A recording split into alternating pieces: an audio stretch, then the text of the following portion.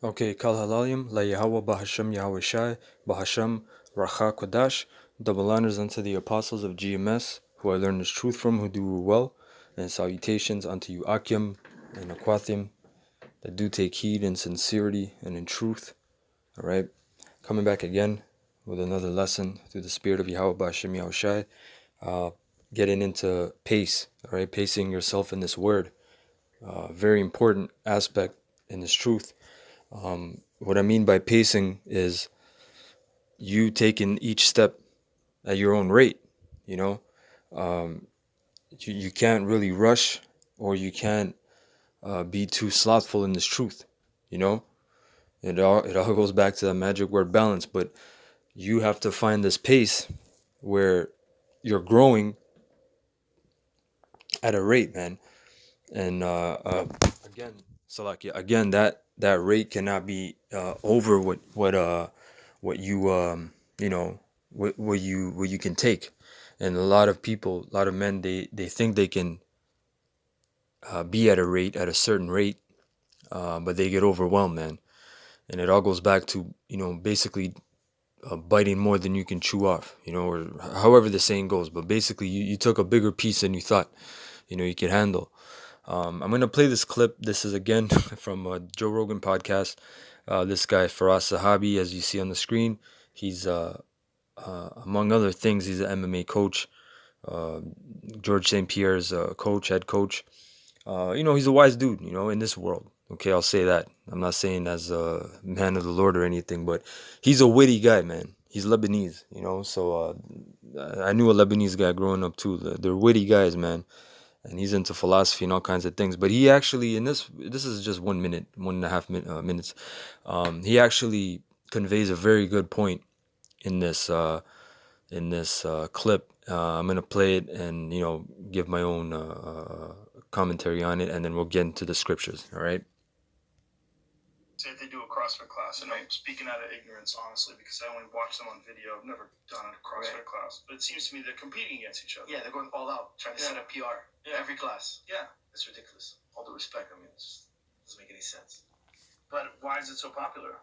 Because people think that's right. Because why? Because when you watch a prime time or a fight, the guy's at the peak. He's going he's at a point in his training camp where he's at the high end of intensity. So people are always watching the last part of your camp, the part where you're peaking, and then you're gonna go Right, and he's talking about like the highlight videos, which is very very true, very valid point. When you watch like a boxing, like a fighter's highlights, you're watching, you know, him in the ring already, which is the final show. But they don't ever show you the preparation, what it took to get there. They show you the training camp. Even in the training camp, they show you the latter part of the training camp. They don't show you really the beginning part. The beginning part is, to be honest, is much more boring. It's filled with more volume, more endurance training, flexibility, mobility, coordination training, very light, moving around. You don't want any injuries or anything like that. As the fight progresses, you might go into a little higher intensity sparring, anaerobic like training, like weight training. And you go intense because why? Because as the fight time, the window is closing in, you have to try to simulate. You can't ask your body to do something it hasn't done. Like when if you're training for a fight, and the 2 months you're training for the fight, you're just doing light light weights, endurance, more volume, just more light training. You don't do any kind of hard sparring, you don't do any kind of sprinting, hill runs. How are you gonna ask your body to do those difficult, fast-paced movements during the fight? Because a guy is coming at you training, he trained hard, man, and his reflexes are good, his head movement is good. He can move out of the way, position himself, and throw a very, very strong punch. And then you're gonna try to mimic that and fuck around and sprain your ankle, man, or tear a ligament, because you're asking your body to do something it hasn't done. So it makes very much sense. All right. taper off for 10, 15 days. They don't see that part. They don't see the months before where you ramped up to that level. They just see the last 2-3 weeks where it's the last few sparrings and we're mimicking fight speed to the maximum as we can. Yeah. We're flirting with danger here. We're only doing it a little bit. Which is true. There was a fight that was supposed to happen. Boxing. One of my favorite fighters, Gervonta Davis. He was supposed to fight this Issacharite Abner, and this is the problem, man. You know, we're martial men. The Lord is a man of war. You know, so you're thinking about, man, the other guy's going hard in camp, so I got to go hard. So you know, your sparring partner comes in that day, and these guys were going hard. And what happened to Abner, the Issacharite? He got hit in his eye, you know, and his coordination fell off, but he didn't think anything of it. That was like a Friday or something. Then he went into the Monday, sparred again. He got hit. He felt even worse. He went to the doctor. He had a detached retina in his eye. You know what I mean? But you got to do that to try to simulate the fight. Because in a fight, man, it's a fight. You can't run, man. You know, there's really nowhere to run. When I started sparring years ago at this place, there's this guy I befriended, and he was an older dude. He's like in his late 30s, mid late 30s, and I was doing like kickboxing, and you'd be in the ring, and the guy you're sparring, man, he already had 2-3 fights, man, and he knows what he's doing, you know, and you don't like getting hit, man, so you cover up. And then at any point, man, which happens to a lot of people I've seen, you know, like training and doing all these things, you see it's a common thing. You actually turn around, man, but there's nowhere to go, you know. And I'd always hear the guy that he say, you can't run, young blood. And he's like, there's nowhere to go. You gotta stay in there, man. And it's true. And really, when he said that, I always just applied that to the scriptures, man, to this word. Hey, there's nowhere to run. You gotta stand your ground, man. You know, you got to take them shots. You know, you get hit, you fall, you get up, man. You get that 10 count. But it's very true. So you got to mimic that the stimulation of a fight, right? And again, I apply this. I apply this? Like, how do you apply this to the scriptures? Is the apostles, man. You see them right now, right? A lot of guys see them right now. With all this knowledge, wisdom, and understanding, you know, and they judge upon their own whatever carnal, you know, standards it is, you know, whether it be on appearances or jealousy or knowing them personally, whatever, man, and they get mad, you know, and they start professing that they have the knowledge, but you haven't seen the nights the apostles been through, man. You haven't seen the tribulations those men have faced in their own personal lives, man. You know, dealing with spirits, man, and all kinds of shit, man. Things that man, your you know, your nighttime scary stories, man, as a kid, it wouldn't suffice to that, man. You would just hear some of the things the apostles went through, man, and you'd rethink your whole life, man. You know, because those men have been through great things, you know.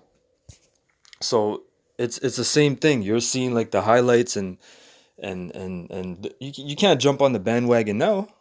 You know, a lot of you guys that talk mess about the apostles, man, right? You can't jump on the bandwagon now, man. You know, it says every idle word that a man speaketh, you know, you shall be accounted for, man. Roughly paraphrasing, that's what Yahushua said, right? Going back here. That's the part everybody's watching. So they think, oh, if you want to become really good, you have to flirt with danger every day. If that's what their workouts are. If you see George train throughout the year, you'd be like, hey, that wasn't so intense. That wasn't so intense. There's another really mellow practice. I remember when I was younger, I was training at the Grant Brothers gym, and I would see Otis Grant. You know, he's a world champion boxer. Everybody know him in Canada. He's the man. And he was training really relaxed. I was like, dude, I'm training harder than him. But that's his millionth workout. It was my 10th, you know? He's doing it in the long run. You see, this is all going back to what? Experience, man. Experience. You know? Like, I remember there was a time, like the spirit fluctuates, man. You know, the apostles may be bringing out information and all these new revelations, and then going back to the basics, man. Go back to the well. Go back to the source, man. Go back to Genesis 1. Go back to the virgin birth, man. Go back to breaking down hell. You know, different fundamentals, man. Go back to the Nephilim. Go back to Adam and Genesis 2 and 3 with the serpent. You know? And guys, oh man, we need the breakdowns of 2nd Ezra 11, and we need We need this, and a lot of guys were bugging out, man. I'm talking about like 2010, 2011, like 2012, like guys, man, and them demons started messing with me, man. The apostles ain't deep, and they start talking mess, man. And if you listen to them demons, them spirits, them deceiving ass spirits, man, you're gonna get swindled, okay? And the fall is gonna be very big thereof, man. Okay? Your fall is gonna be very, very big. All right? But that's how it goes, man. You gotta go back to the fundamentals. You're not always like he's talking about this boxer Oscar Grant, man. He had there are times when you guys are, you're just shadow boxing. You're just feeling the flow. You're just loosening up your muscles, man. You're working on your footwork. You're thinking. You're not going intense, man. Because like the man said, that's his millionth workout. Now is his 10th workout. But in the mind of the novice, right, which there's nothing wrong with being a novice as long as you know you are one, right? It's the guy that thinks he's above what he is. There's a problem. But the novice thinks, man, if he's training so light and I'm training so hard, in a few more, man, in a year or two, I can beat him. And that's what you guys think, man. But you don't see the long run in this thing. How long the apostles been in this, man. And you can't always be on full flame. We're humans, man. The scripture says in the Apocrypha in Sirach that all is not in man. Right?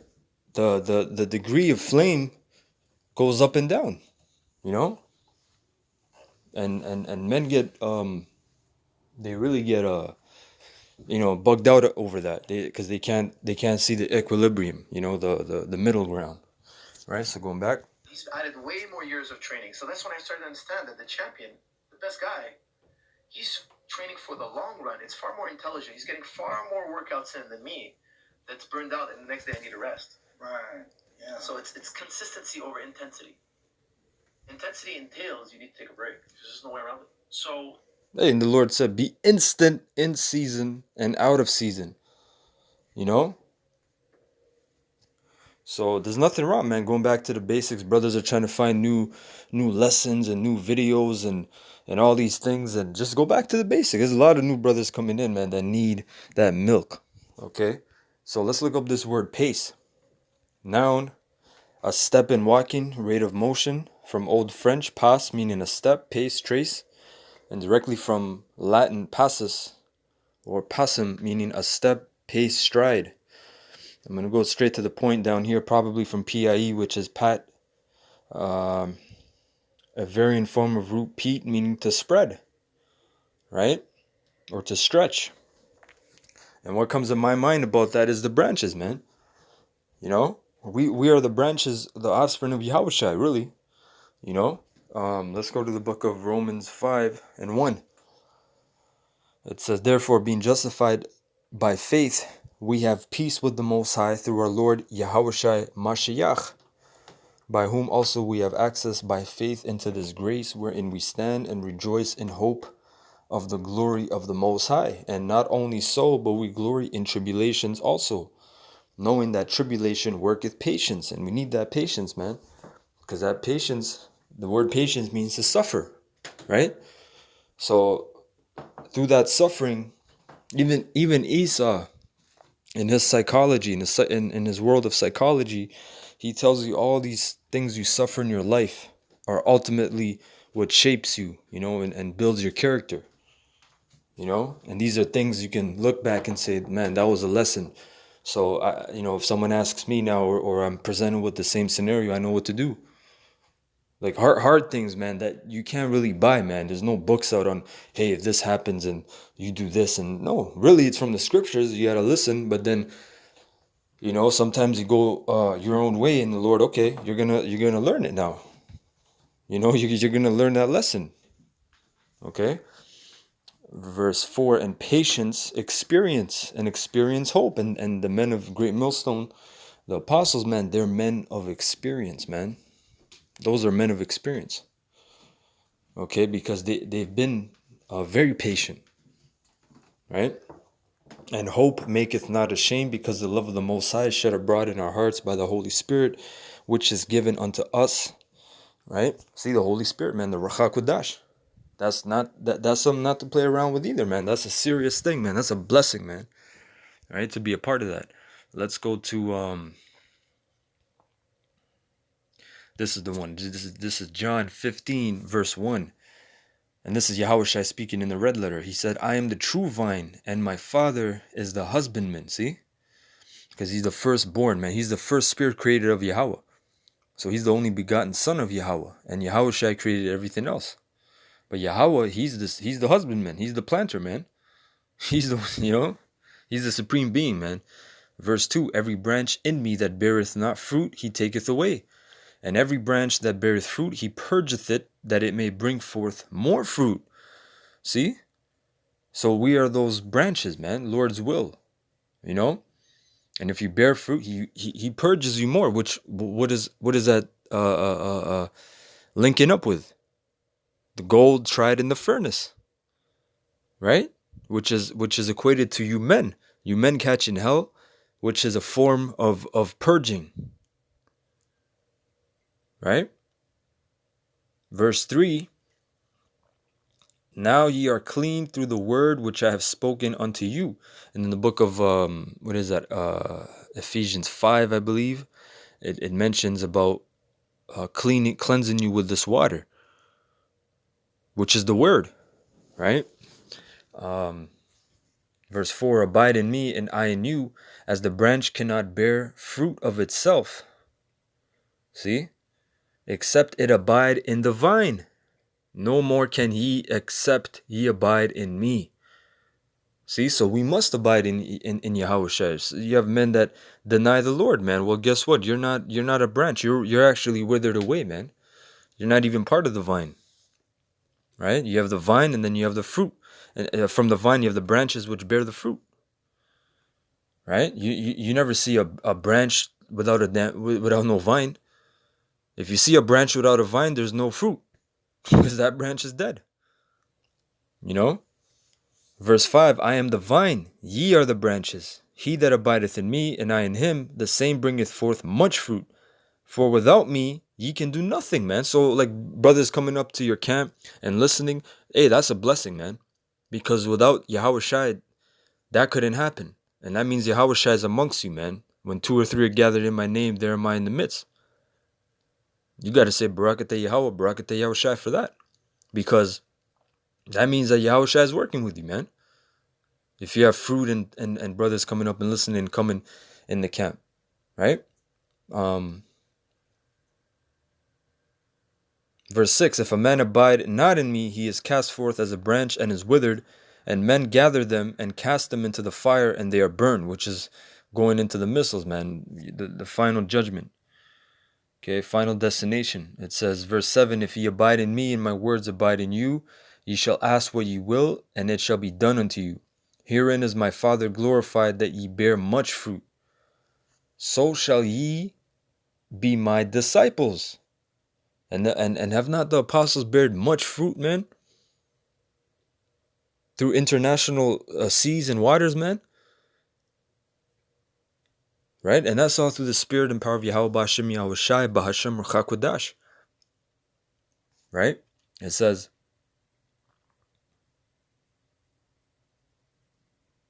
verse 9, as the Father had loved me, so have I loved you. Continue ye in my love. If ye keep my commandments, ye shall abide in my love, even as I have kept my Father's commandments, and abide in his love. These things have I spoken unto you, that my joy might remain in you, and that your joy might be full. And when the Lord came on the scene, people kept asking him, where do you get this, this knowledge from? You speak it with much authority. And the Lord always said, I'm here to do my Father's will, not mine. So Yahushua stayed faithful, so we must stay faithful to Yahushua and keep his word and his testimony. Right? That's why the Lord said in Revelations about, here is the patience and the faith of the saints.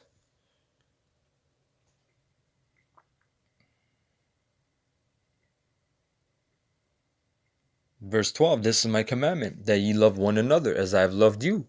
And how do you love your brother? You love them according to the standards of the law. If they're going off, you rebuke them. If they're trying to go into another idol or another philosophy, you have to rebuke them. And then what is the protocol? If he doesn't listen to you, you bring 2-3 witnesses, and then if he doesn't listen to them, you got to bring him to the church. right? You love your neighbor by keeping the law. You don't sleep with another man, especially of course a brother's a wife, man. You know, that's how you love one another. You don't. It's not about having barbecues and going to the Blue Jays game and just that worldly sense of friendship, man. It's about actually caring for one another's soul, man. When we say shalom, when we say the salute, we're giving a blessing unto each other, man. That our ways be the ways of peace, right? Verse 13, greater love hath no man than this, that a man lay down his life for his friends. Ye are my friends, if ye do whatsoever I command you. Henceforth I call you not servants, for the servant knoweth not what his Lord doeth, but I have called you friends, for all things have I heard of my Father, have I made known unto you. Right? Like you're in the army. This isn't really like an army, because in the army, the foot soldiers, they're just pawns, man. They get picked out, man. They don't know what the hell's going on. There's the staff sergeant and above the lieutenants and then the general. There's only a few men that know what the hell's really going on. The other men are just following orders. But we know the end plan. The Lord, Yahushua, he showed us, man. He manifested it unto us when the books were loosened, pursuant to the book of Revelations, I believe chapter 5. Right? Verse 16, ye have not chosen me, but I have chosen you, and ordained you that ye should go and bring forth fruit, and that your fruit should remain, that whatsoever ye shall ask of the Father in my name, he may give it to you. See? So that fruit is authorized by the Lord, man. He authorizes the fruit to bear. And he chose us, man. We didn't choose him. Because we of the hopeful elect were of the beginning. Right? Many are called, few are chosen. Those men that are chosen they're always chosen. They were always the men. They were always the men that had it. You know? I'm going to finish off in the book of Ecclesiastes 2 and 13. Woe unto him that is faint-hearted, for he believeth not, therefore shall he not be defended. Woe unto you that have lost patience, and what will ye do when the Lord shall visit you? Patience, man, suffering. Right? As we read in the book of Romans 5, suffering or patience bringeth forth experience. And experience hope.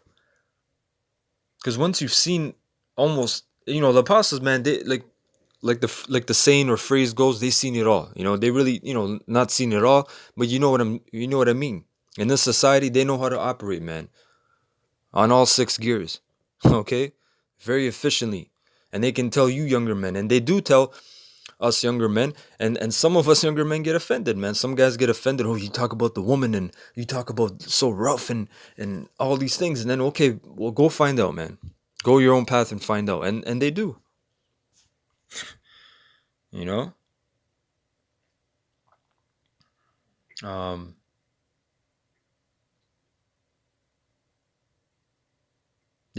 that was really it.